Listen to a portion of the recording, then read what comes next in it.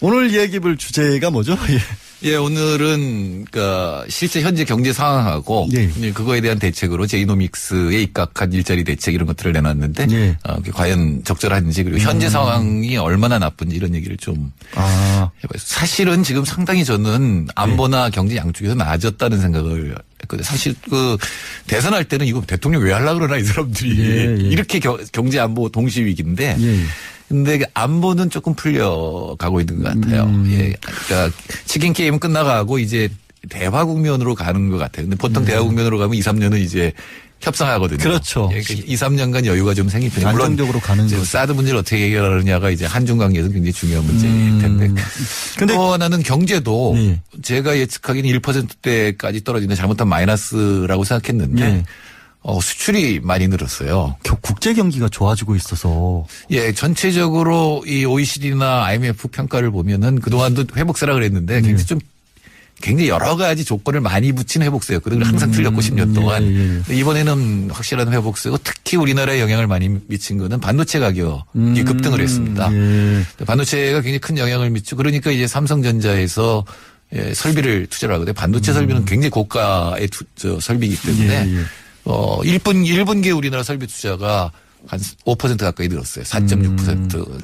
보통 마이너스가 될 거라고 예측했는데 4.6%. 그리고 또 하나는 이건 좀 우려스러운 건데 건설 투자도 6.4% 늘어서 1분기에 1.1% 성장을 했고 이 속도로 간다면 뭐 4.4가 된다는 얘기니까.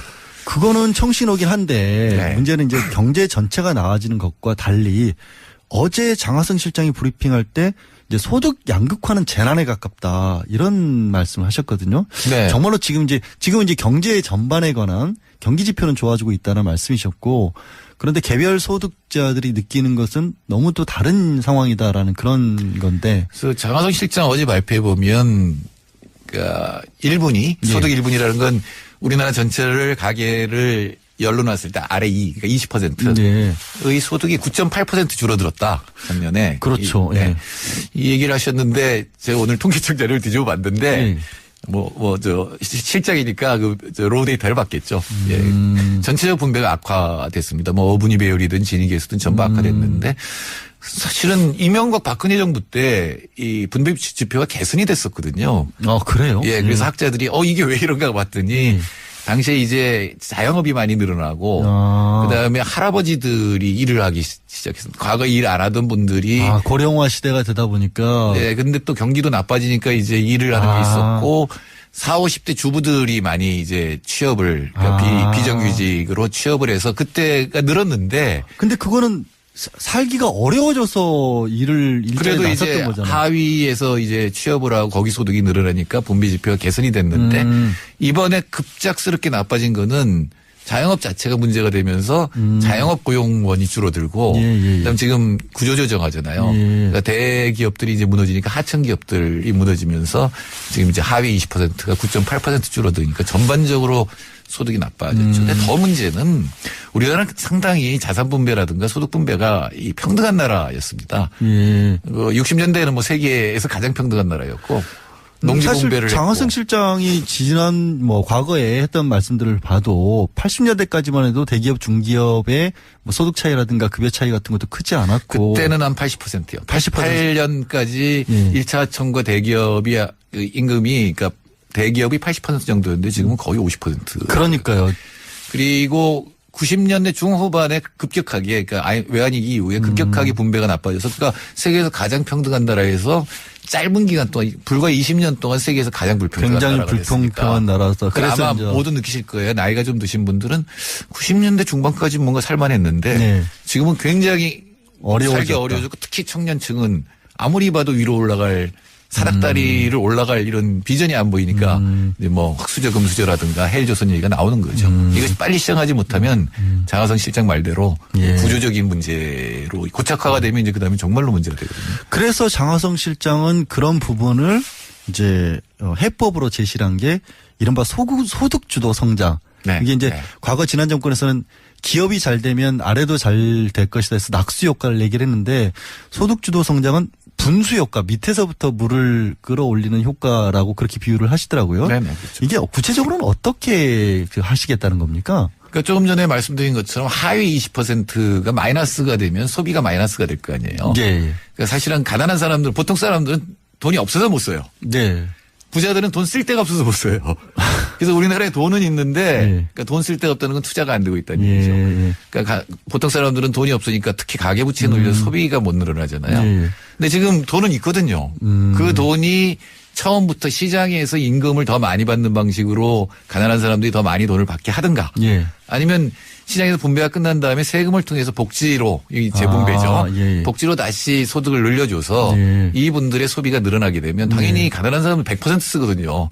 뭐 쓸 수밖에 없으니까 생활비로라도. 예, 안 그러면 굶어 죽으니까. 근데 예. 상위 10% 정도 되면은 다 못 써요. 예. 그게 어차피 이제 저축이 되고 그게 투자가 돼야 되는데 투자가 안 되면 그게 결국은 부동산으로 가든가 부동산 투기로 가든가 예. 아니면 그 돈이 그냥 이 유동 자산 돼가지고 이렇게 수익률 높은 데로 향하게 되거든요. 예. 근데 그 돈이 가난한 사람들한테 시장을 통해서 또 하나는 이제 조세와 보조금을 통해서 분배 재분배가 되면 소비가 늘어나고 소비가 늘어나면 자영업이나 중소기업이 살 것이고 그럼 투자가 늘어나고 이게 이제 소득주도 성장론의 기본이죠. 그래서 뭐 예전에 이제 마중물이라고 하잖아요. 예전에 그런 기억들이 있으실지 모르겠지만 이렇게 펌프 우물 같은 것이 잘 물이 안 나오면 물을 부어서 물을 끌어내리는 끌어오게 올리는 그런 마중물 같은 것을 쓴다라고 하는데 네. 그래서 그 마중물을 결국 쓰기 위해서 없는 일자리 만들고 이러는 게 결국엔 초기는 투자가 들어갈 거 아니에요. 그렇죠. 과연 실현할 수 있느냐. 결국 뭐 반대하는 데서도 뭐 예전에 증세 없는 복지 박정권에서도 얘기했다가 포기하지 않았느냐. 과연 이거를 임기 내에 이룰 수 있을 것이냐. 돈은 어디서 마련할 것이냐. 이런 어떤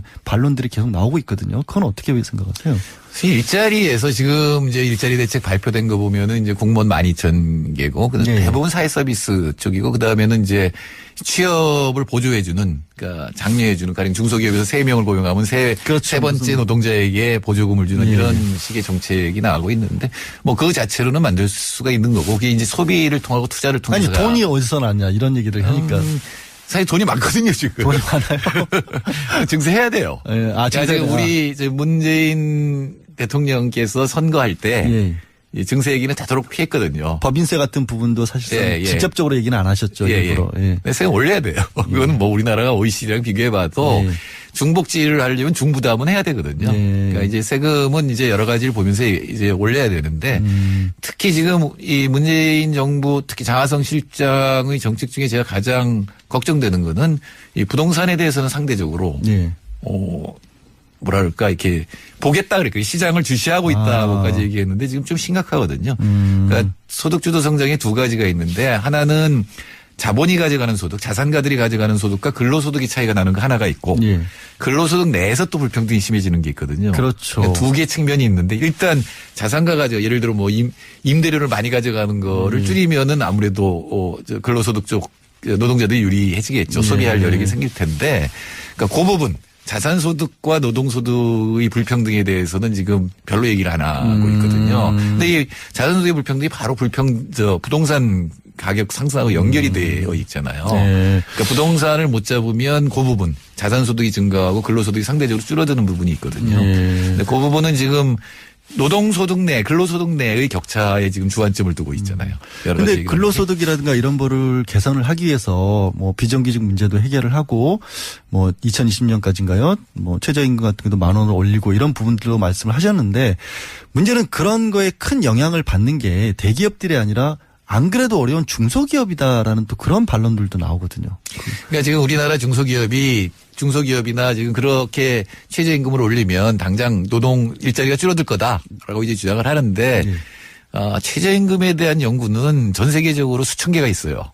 근데 대부분의 연구는 거의 99%는 일자리에 변화가 없다 합니다. 늘어나는 것도 아니고 줄어드는 것도 아니고. 그래요? 예, 별 변화가 없어요. 여태까지 변화가 없고 이제 그러니까 그 생산성 향상을 통해서 흡수를 하는 쪽으로 되는데 또 분명히 프랜차이즈 우리 뭐라 그러죠? 자영업 같은 거, 영세업체 같은 거. 예, 그러니까 편의점이라든가 아니면 하청 기업은 문제가 될 수 있고 하청 5차청까지 가면 진짜 문제가 될 텐데. 그러니까요. 그게 사실 장 실장도 얘기를 했지만 그 위에 경제민주화 부분이 있는 거다. 아. 지금 이 편의점 위에서 예. 아무것도 안 하면서 가져가는 돈들이 있잖아요. 사실 편의점을 24시간 할 이유가 뭐가 있어요. 뭐 홍대에서는 24시간 할 필요가 있을지도 모르겠어요. 토요일, 일요일에. 일부 지역에서는. 일부 예, 근데 지역에서는. 예. 주택가에서 이거 예. 24시간 할 이유 전혀 없는 거거든요. 사실은 잠깐 편하자는 게 결국에는 국가 전체는 나한테도 불편을 주는 일이 될 수도 있긴데 그거가 이제 운영하시는 분들 입장에서는 당장 또 그게 손실로 이어지니까. 아니, 그거는 요구를 하는 거예요. 아, 요구를 해서. 사실 이 밤중에 아무 일 손님 안 오는데 아르바이트를 고용하면 예. 이 사람들한테 임금 나가잖아요. 예. 근데 그걸 요구를 지금 모기업에서 하니까 모기업이 가져가는 몫의 10%만 이 프랜차이즈가 가져가도 아. 임금 올려주고도 이제 이윤이 더 할 늘어날 수 거다. 있다. 그럼 결국은 이제 하청도 마찬가지. 공정거래 쪽의 역할이 굉장히 예. 중요해질 수밖에 없는 예, 상황이군요. 김상조 교수도 과거에는 기업 지배구조 얘기를 많이 하다가 이번에 이제 되면서는 아. 이제 이 불공정 거래에 훨씬 더 신경을 써서 하겠다라는 얘기가. 그러면 이제 장하성 실장의 계획이 결국엔 실현되기 위해서는 반드시 공정거래가 양축을 이루어줘야 이게 가능하겠네요. 결국 한쪽에서. 예, 거기다가 제 기대는 금융위원장도 좀 강력해져야 금융위원장도. 되고 금융위원장도 좀 이제 개혁적인 분이 오시기를 바랍니다. 예. 뭐 저 김상조 교수야 되겠죠. 뭐 제가 그렇게 썼어요. 페북에다가. 그 야삼당이 반대하면 그럼 야삼당이 한번 후보를 내놔라. 아, 오히려. 김상조 교수보다 뭐 능력은 보지도 않겠다. 더 깨끗한 사람이 있으면 무조건 공정거래위원장 시켜주겠다. 제가 그렇게 페북에 올려놨습니다. 없습니다. 제가 아무리 봐도 없습니다. 이 얘기는 예. 오래된 얘기인데 예. 노무현 대통령이 이게 처음에 노무현 참여정부 때 만들었어요. 야당에서. 만데 너무 이 인사청문회 이걸 강하게 만드니까 이제 좀 어떻게 해야 되는 거 아니냐. 그러니까 그때 노무현 대통령이 그랬어요. 냅둬라. 쟤들 아마 장관 못 만들 거다 그랬어요. 우리한테서 꼬아갈 거다 아마.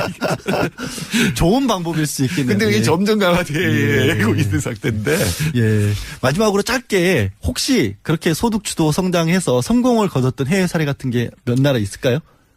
이거는 케인즈주의가 소득주도 성장을 했는데 제일 성공한 예는 스웨덴입니다. 아, 스웨덴. 스웨덴에서는 근데 이건 정말로 대기업 노동자들이 양보를 해야 돼요. 예. 수출 대기업 노동자들이 임금을 많이 받고 점점 격차가 벌어지니까 이 수출 대기업 노동자들이 자기 임금을 줄여서 영세 중소기업 노동자를 올려서 스웨덴이 고도 성장을 하게 된 거죠. 예, 알겠습니다.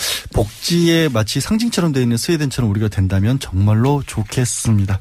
아, 오늘 말씀 여기까지 듣겠습니다. 고맙습니다. 네, 감사합니다. 지금까지 칼폴라니 사회경제연구소 정태인 소장님이셨습니다. 뭐 과거에 했던 말씀들을 봐도 80년대까지만 해도 대기업 중기업의 뭐 소득 차이라든가 급여 차이 같은 것도 크지 않았고 그때는 한 80%요. 80%. 88년까지 예. 1차 하청과 대기업이 그 임금이 그러니까 대기업이 80% 정도였는데 지금은 거의 50%. 그러니까요. 그리고 90년대 중후반에 급격하게 그러니까 외환위기 이후에 급격하게 분배가 나빠져서 그러니까 세계에서 가장 평등한 나라에서 짧은 기간 동안 불과 20년 동안 세계에서 가장 불평등한 굉장히 나라가 불평등한 나라서 그래서 그래서 아마 이제 모두 느끼실 거예요. 나이가 좀 드신 분들은 90년대 중반까지 뭔가 살만했는데 네. 지금은 굉장히 어려워졌다. 살기 어려워졌고 특히 청년층은 아무리 봐도 위로 올라갈 사닥다리를 올라갈 이런 비전이 안 보이니까 이제 뭐 흑수저 금수저라든가 헬조선 얘기가 나오는 거죠. 이것이 빨리 시정하지 못하면 장하성 실장 말대로 예. 구조적인 문제로 고착화가 되면 이제 그다음에 정말로 문제가 되거든요. 그래서 장하성 실장은 그런 부분을 이제 해법으로 제시를 한 게 이른바 소득 주도 성장. 네. 이게 이제 네. 과거 지난 정권에서는 기업이 잘 되면 아래도 잘 될 것이다 해서 낙수 효과를 내기를 했는데 소득 주도 성장은 분수 효과 밑에서부터 물을 끌어올리는 효과라고 했죠. 예. 전체적 분배가 악화됐습니다. 뭐 어분이 배열이든 진위계수든 전부 악화됐는데 사실은 이명박 박근혜 정부 때 이 분배 지표가 개선이 됐었거든요.